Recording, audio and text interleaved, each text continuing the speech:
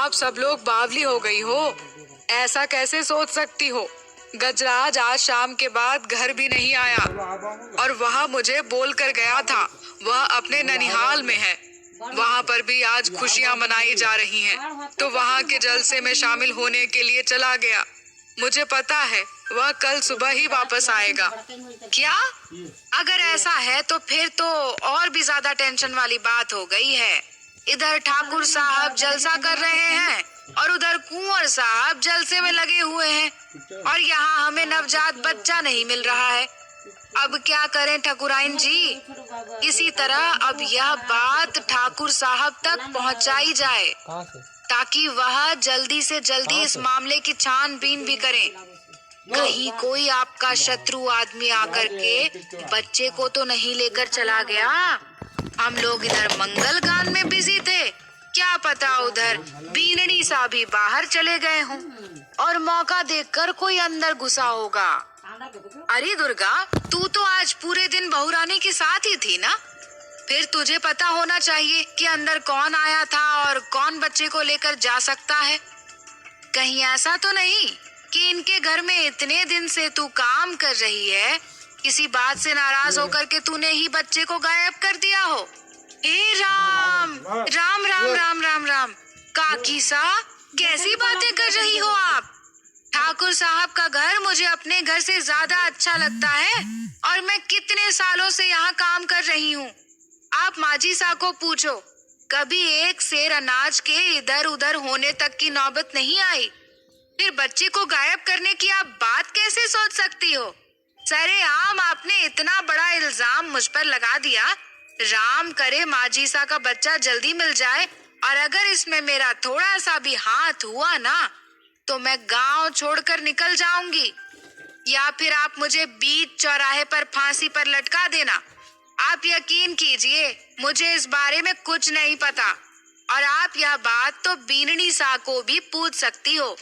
पूरे दिन साथ रहकर उन्हीं का काम कर रही थी। अभी खाना खाने के बाद 5 मिनट के लिए मैं उनको गुसल खाने में लेकर गई थी और वापस आई तो वहाँ पर बच्चा नहीं था। आप बात कीजिए उनसे, बता देंगे आपको मेरे बारे में कि दिन भर मैं कहाँ थी और क्या कर रही थी। नहीं बहन, दुर्गा ऐसा ना कर सकती। मुझे दुर्गा पर पूरा विश्वास है, वो बेटी की तरह इस घर का ध्यान रखती है।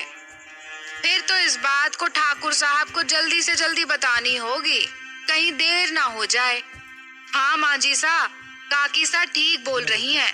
आप कहो तो मैं अभी जाकर ठाकुर साहब को यह खबर दे दूं, क्योंकि जो बच्चे को लेकर के गया होगा वह इतनी जल्दी तो गांव से बाहर नहीं जा सकता, और जाएगा भी तो कितनी दूर।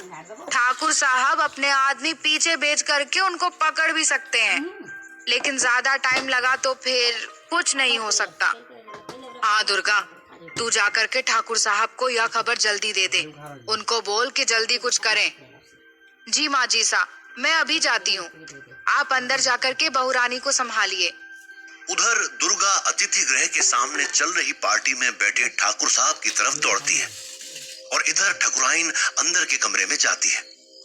अंदर के कमरे में खाट से नीचे पड़ी हुई थी, उनका मुंह खुला था, हाथ पांव बिल्कुल फैले हुए थे, चुनरी भी दूसरी तरफ गिरी हुई थी और लाड कंवर के सिर से खून बह रहा था। ये देखकर के ठकुराइन चिल्लाकर रो पड़ी।